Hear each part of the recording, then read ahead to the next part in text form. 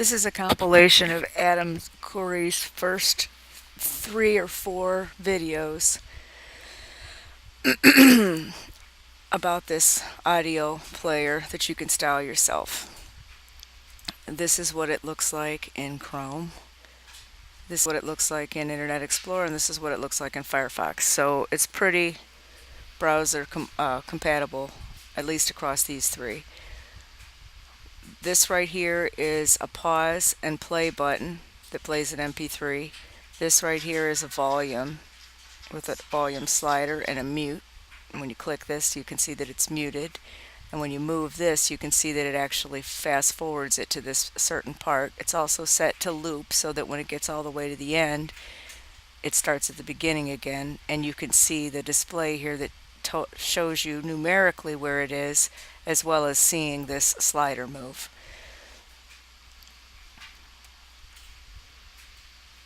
I'm only going to go over the code because if you watch Adam Khoury's tutorials, they're very well described. Before I go into the style and the script, let me go over the body elements. For some reason, I think I should start there.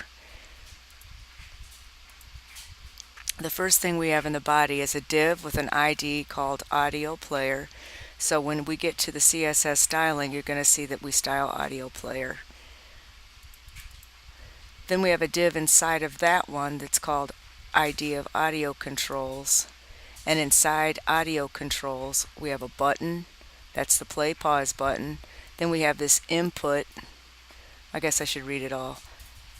Button ID equals play pause button end button. So when we see the ID play pause button, we can see that styled, and we could also see that used in our JavaScript. Next we have this whole thing, input ID equals seek slider, and that's right here. This is the next one. Type equals range, min equals 0, max equals 100, value equals 0, step equals 1. The next thing we have, div ID equals time box. So time box can be used in our CSS styles and in our JavaScript. Inside of the div ID time box, we have 2 spans. We have one span with an ID of cur time text, meaning current time text, and it's set initially to 00:00. That's the end of that span. And then in between those two, you see this forward slash, and you see that forward slash right in here. And here's the second span. Span ID equals dir time text, which means the duration of the time, which is giving us the duration, the end, how long the MP3 is. Then again, it starts off with 00:00 in the very beginning, end spanned, and so there's the time box. Next, we have a button with the ID of mute button. ID of mute button will get CSS style, and it'll also be indicated in JavaScript. And then after the mute button, we have another one of these, input ID equals volume slider. So volume slider, pound volume slider will be used in CSS and or the JavaScript. Type again equals range, minimum is 0, maximum is 100, and the value equals 100, which means when it first starts, it's going to play at 100% volume, but you can slide the volume lower if you want it softer, quieter. And step equals 1.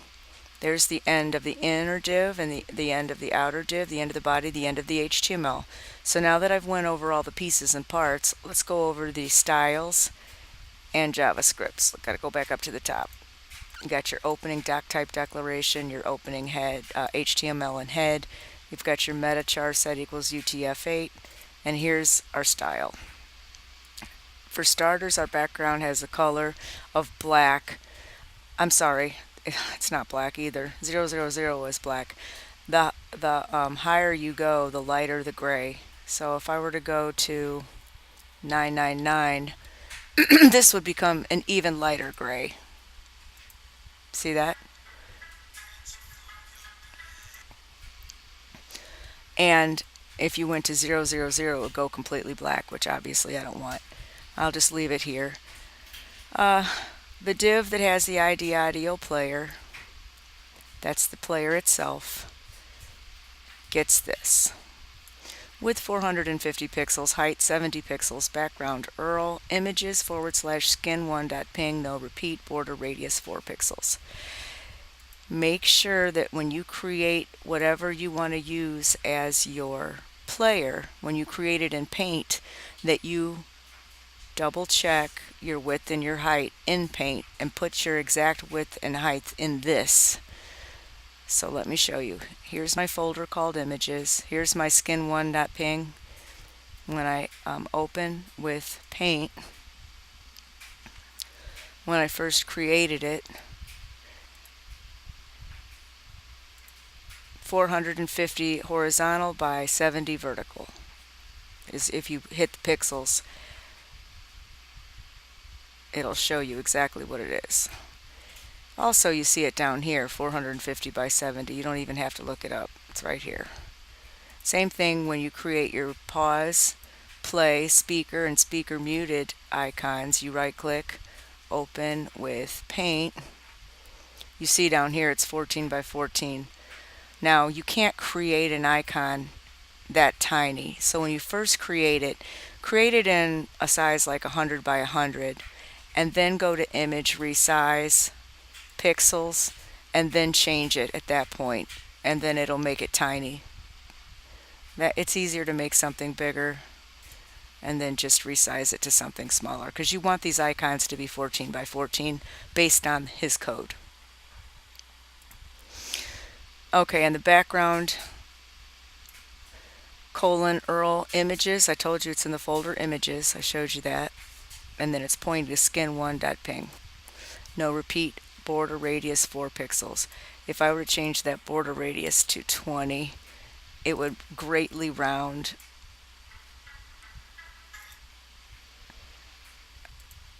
or not. I would think that that would have rounded it more, but for whatever reason it didn't. So yeah, okay, whatever. Border radius 4 pixels. This is a comment that's basically just a copy and paste of this, because toward the end of his 4th video, he's going to show how you can just use a background color and CSS styles if you don't create your own image in Paint or in some other image creator, that you can just use styles to create your little media player. Okay, the div that has the ID audio underscore controls has margin left of 70 pixels. All these controls are contained within its own div, and I had to give it a margin left of 70 pixels so that this first button wouldn't be right over top of this speaker. Next, the div that has the ID of audio underscore controls, but it's selecting all of the buttons in it. So the whole thing here is div ID audio underscore controls greater than symbol button. So any buttons that you create that happen to be inside this div of audio controls right here will get this style. That's why this one and this one have matching size and matching border, and they're also set a certain margin from the top and so on and so forth. So those two little buttons that you see share these styles. Border 5 pixels, gray outset, height 24 pixels, width 24 pixels, cursor pointer, which means as you float over it, you see it goes from the arrow to the finger. It doesn't do that until you go right over top of the button, and also of this one.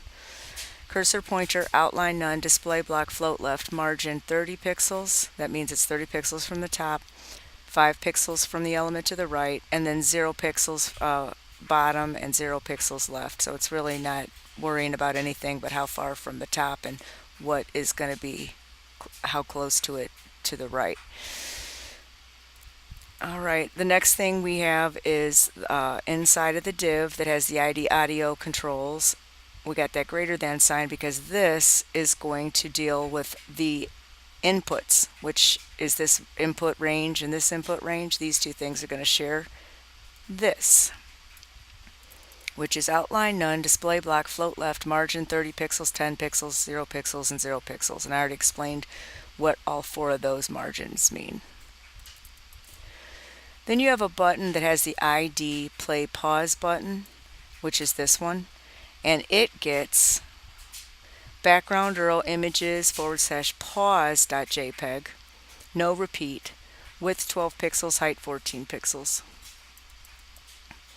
Then you have a button that has the ID of mute button, which is this one, and its exclusive style is background URL images / speaker.jpg, no repeat, width 5 pixels, height 14 pixels.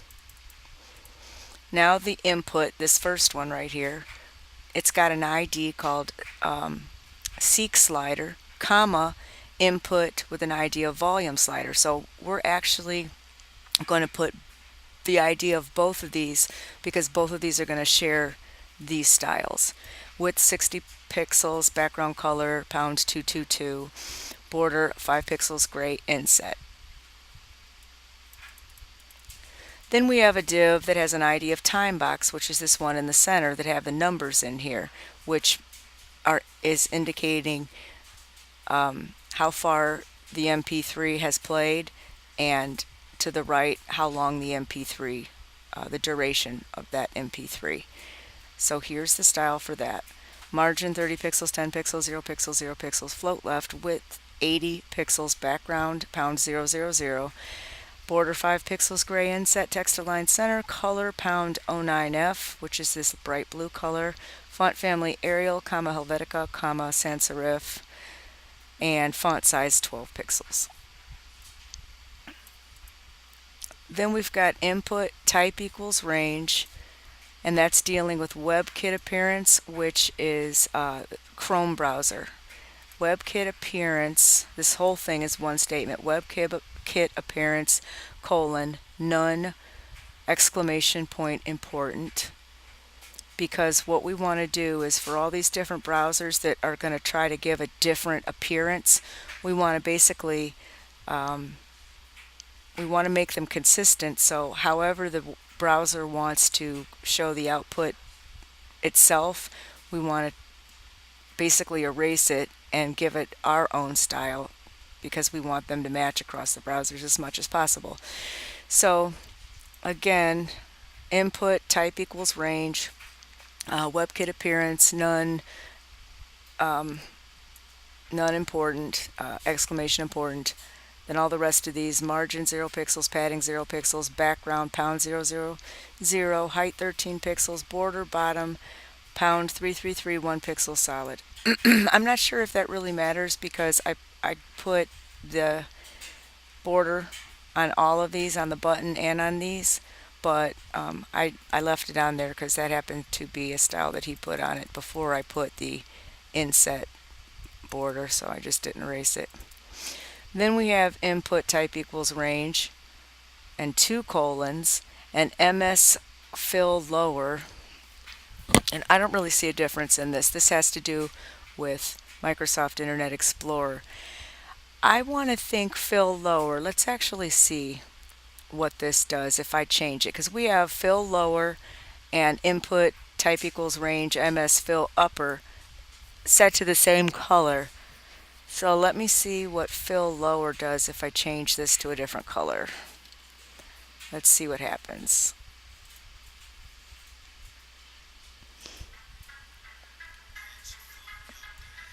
Okay, so you see the lower now shows basically how far it's went. So I guess I can leave that. Again, that's for Microsoft Internet Explorer, and this one was the fill upper, background 000, meaning black. Now the next one we have is the input type equals range, : Moz range track, and that's dealing with Mozilla Firefox. Border none, background, and this is black. But let me see what background would be if I set it to pink. I'm just curious. Alright, so that basically gives me that line So if you want to see that line, you can give it a different color. If you don't want to see that line, then give it black. I kind of like the line. I kind of like the color though.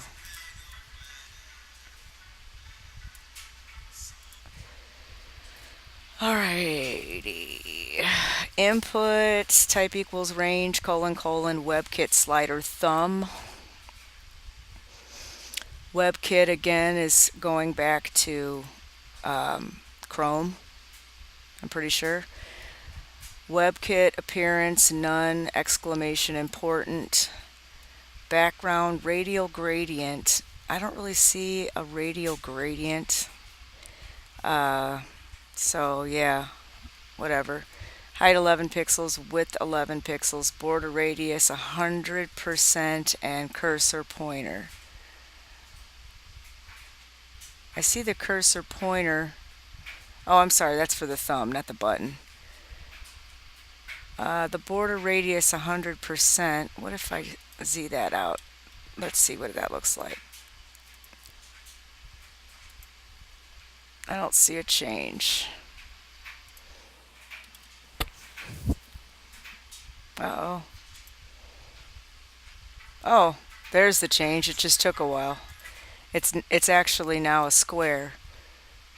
It took a while before it showed it, but now I set it to border radius 100% again. So now if we reload it, you get these little, now they're balls instead of squares. So that's up to you if you want a border radius or not. If you want your little thing right here, your slider, to be round or square. Cursor pointer means as you know, you hover over it, it turns into a pointer.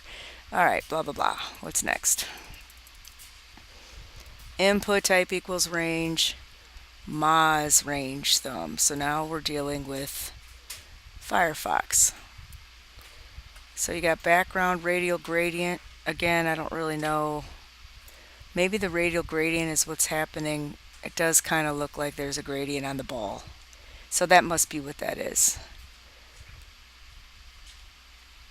Height 11 pixels, width 11 pixels, border radius 100%, cursor pointer. So again, if I get rid of the border radius by misspelling it, these balls should turn into squares. But they're not. Alright. So on and on. Input type equals range, : MS thumb. So now we're dealing with Microsoft Internet Explorer. WebKit appearance none, exclamation important. Background radial gradient, again so that we get the kind of 3D effect on our ball.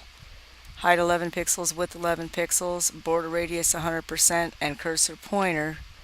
And let me try to Z this out and see if this goes to squares. See, it did. It did go to squares. I don't know why the first one didn't. Well, why didn't it? Maybe because I didn't have this. WebKit appearance none, exclamation important.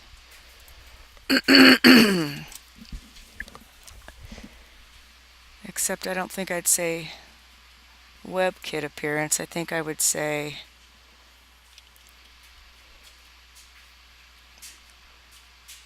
Moz appearance. Let me go back to Mozilla Firefox. Get rid of the border radius.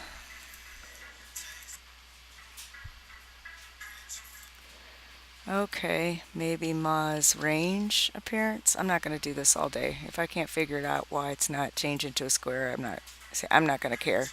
I'm not going to really spend all day trying to figure that out.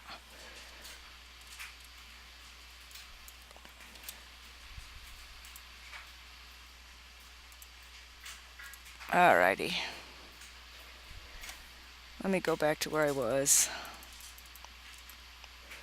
Go back to Internet Explorer. As you can see, when I Z out border radius 100%, they're little squares. If I bring them back, it's going to be little balls again.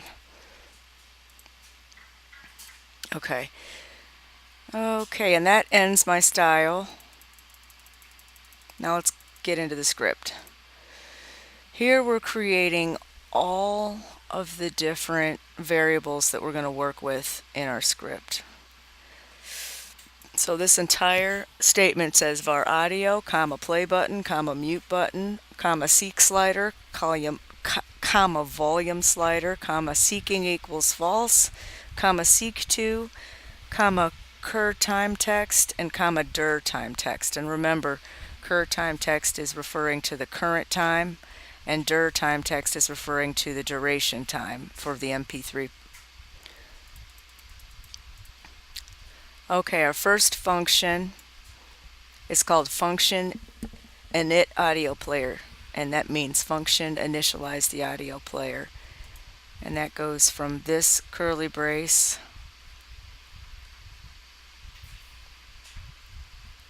all the way to line 198.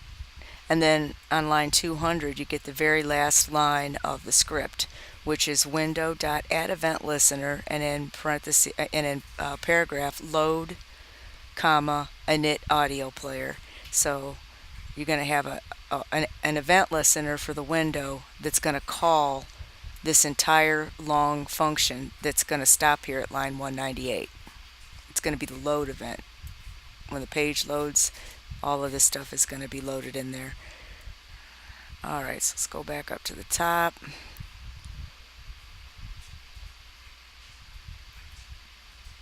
I went over all the styles so I can hit this and close it up. I went over all of the variables that we're creating that we're going to use. And let's start this function. The first line is audio equals new audio. The second line is audio.source equals audio. So if I go back to part 4, I have an images folder and an audio folder. So I've got 3 particular MP3s, but this video is only going to go over one, for you.mp3. So audio.src for source equals audio folder / for you.mp3. The next line, audio.loop equals true. The next line, audio.play. Next we're going to set, it might be easier if I open this up. Oh yeah, that's better. The next we're going to set object references. So play button equals document.getElementById, play pause button. So this button right here is the play pause button. It's got the ID play pause button, and that's going to be, we're going to set it to a simpler variable just called play button. Mute button equals document.getElementById, mute button. Now we're just going to start using the same things, the same, whatever the ID is, we're going to create as the variable name. Seek slider equals document.getElementById seek slider. Volume slider equals document.getElementById volume slider. Cur time text equals document.getElementById cur time text. Dir times text equals document.getElementById dir time text. Next thing we're going to do is add some event handling. And each one of these I want to separate. I want to keep my statements a little easier to read by giving them a space in between. First statement, play button.addEventListener. We want to use the click event, and we want it to call play pause. The mute button.addEventListener, we want the click event, and we want it to call mute. Seek slider.addEventListener. Here we're going to incorporate the mouse down function, comma, function event in parentheses, and the thing that we want. We have seeking equals true and seek with event in the parentheses. Those are 2 statements that we have inside of the curly braces. Then we have seek slider.addEventListener. Now we're going to incorporate the mouse move event, comma function event, and then in curly braces seek event. And don't forget all the syntax here: the semicolon, the ending curly brace, the ending parentheses, and the secondary ending semicolon. Next we have Seek slider.add event listener. Now we're dealing with the mouse up event, comma function, and then in curly braces, seeking equals false.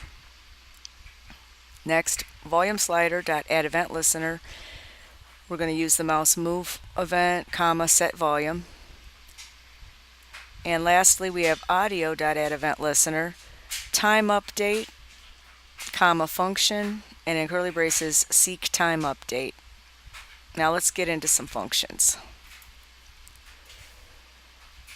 Here is the function called function play pause, and inside of it says if audio.paused, audio.play, play button.style.background equals URL, images / pause.jpg, no repeat, else audio.pause, play button.style.background equals URL, images / play.jpg, no repeat. Let's go to the function mute. Function mute. If audio.muted, then audio.muted equals false. Mute button.style.background equals URL, images / speaker.jpg, no repeat, else audio.muted equals true. Mute button style.background equals URL, images / speaker _ muted.jpg, no repeat. Now let's go over the function seek event. Function seek event. If seeking, then seek slider.value equals event.client x minus seek slider.offset left. Next statement says seek 2 equals audio.duration times seek slider.value divided by 60. And the last statement is audio.current time equals seek 2. Again, watching his videos will make all these functions make sense. Here's a function set volume. Function set volume, audio.volume equals volume slider.value divided by 100. Function seek time update. This stops right here in 204. Hold on, let me see something here.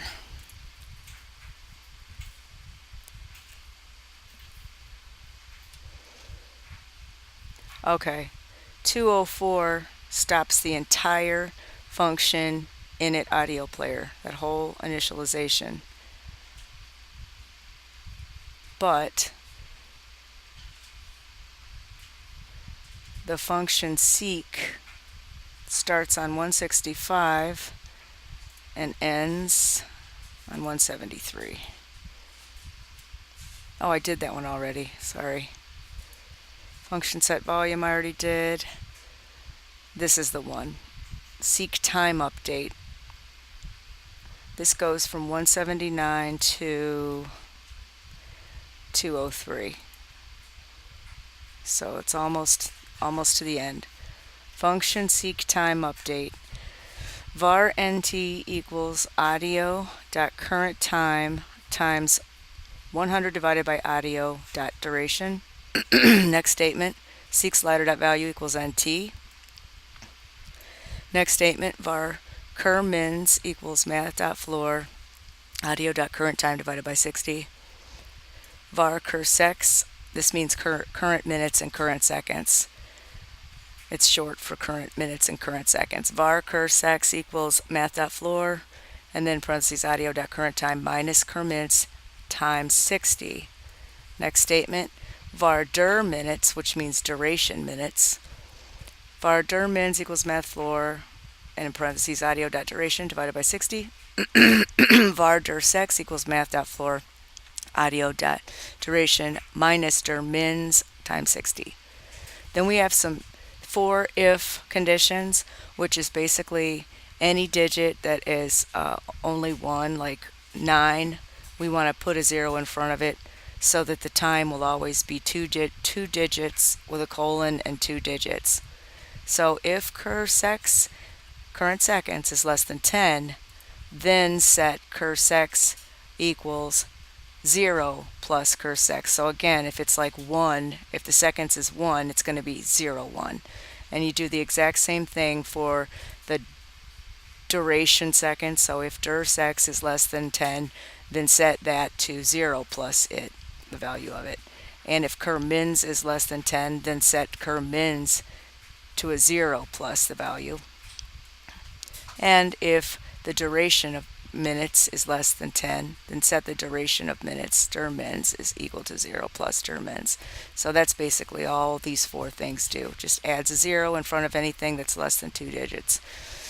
The next statement says cur_timetext.enter_html equals cur_mins plus, we're putting a semicolon there, plus cur_secs. So we're putting the minutes, the current minutes, a colon, and then the current seconds. And then the last statement here is dir_timetext.enter_html, which is the duration of the time for the MP3. It's going to have the value of dir_mins, which is the duration of minutes, plus a colon, plus the duration seconds, how long the actual MP3 is versus how long it's currently played. All right, so that completes all of the script. I already read this, I'll read it again. It's the very last thing, window.add event listener, load, comma, init audio player, which is this all the way up.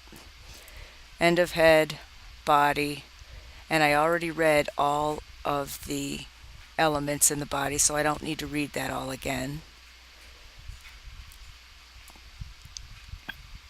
And basically what that does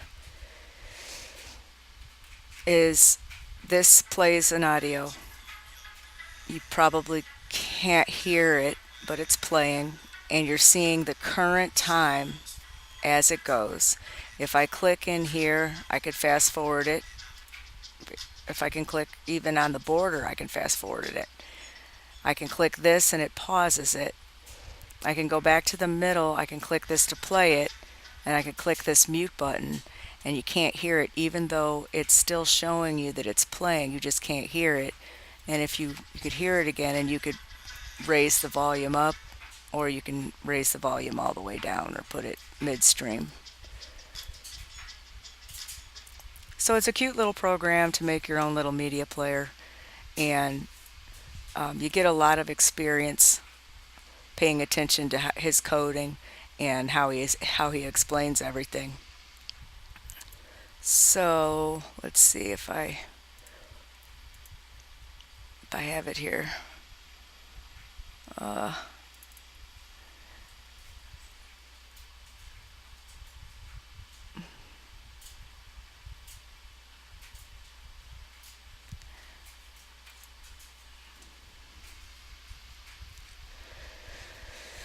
This is the website.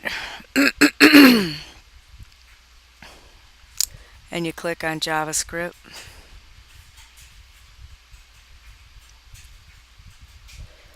Then you go down to video tutorials.